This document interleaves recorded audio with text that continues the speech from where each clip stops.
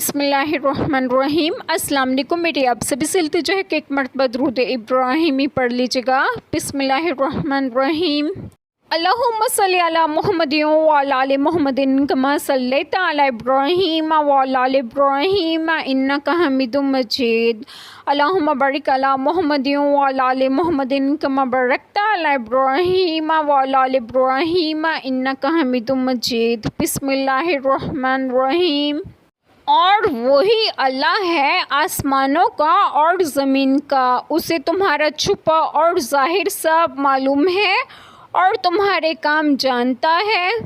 بسم اللہ الرحمن الرحیم۔ آج جو بات میں آپ لوگوں سے ڈسکس کروں گی وہ یہ ہے کہ اس آیت کریمہ میں ہے کہ اور وہی اللہ تعالیٰ ہے آسمانوں کا اور زمین کا، اس کا کوئی شریک نہیں ہے۔ اوپر کی آیات کریمہ میں اللہ تعالیٰ کی قدرت کے کمال کو ثابت کیا ہے، اس آیت کریمہ میں اس کے علم کا کامل ہونا ثابت فرمایا ہے، یعنی وہی ہستی ہے جسے آسمانوں اور زمین میں اللہ تعالیٰ کے نام سے پکارا جاتا ہے۔ یہ آیت کریمہ تقریباً اس آیت کریمہ کے ہم معنی ہے ترجمہ، اور وہی ہے جو آسمانوں میں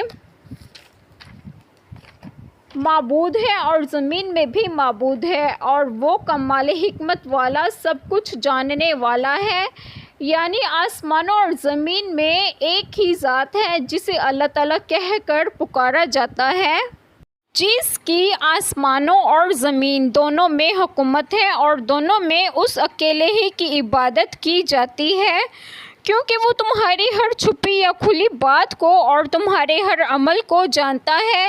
اس سے اللہ تعالیٰ کے علم کا کمال ثابت ہوتا ہے، اور یہ کمال اس کے معبود برحق ہونے کی دلیل ہے۔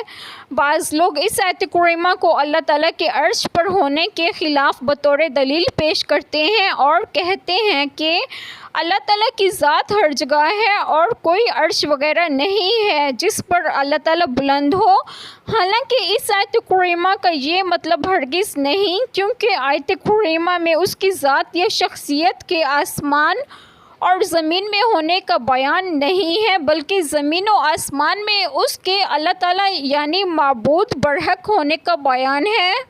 رہی اس کی ذات تو قرآن مجید میں اس کے عرش کا اور اللہ تعالیٰ کے اس کے اوپر ہونے کا واضح بیان ہے۔ قرآن کریم میں تقریباً 18 جگہ اللہ تعالیٰ کے عرش کا ذکر ہے اور 8 جگہ اللہ تعالیٰ کے عرش پر مستوی ہونے کا ذکر ہے۔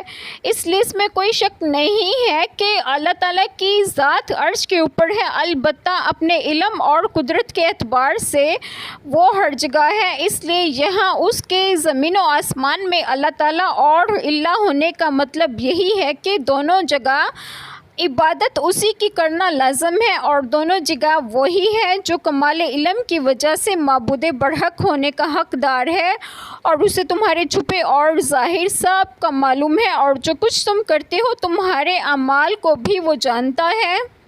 ایک چھوٹی سی دعا جو میں کروں گی کہ اللہ تعالیٰ ہم سب کے تمام گناہوں کو معاف فرمائے اور ہمیں صراط مستقیم کی راہ پر گامزن کرے، اور آپ سب کی تمام جائز دعائیں قبول فرمائے، اور جو لوگ بے اولاد ہیں انہیں نیک اور صالحین اولاد عطا فرمائے، اور جو لوگ بیمار ہیں انہیں بھی صحت و تندرستگی عطا فرمائے، اور آپ سب کو آپ کے گھروں میں خوش و خرم رکھیں اور صحت و تندرستگی بھی دیں۔ آمین۔ جزاک اللہ خیر۔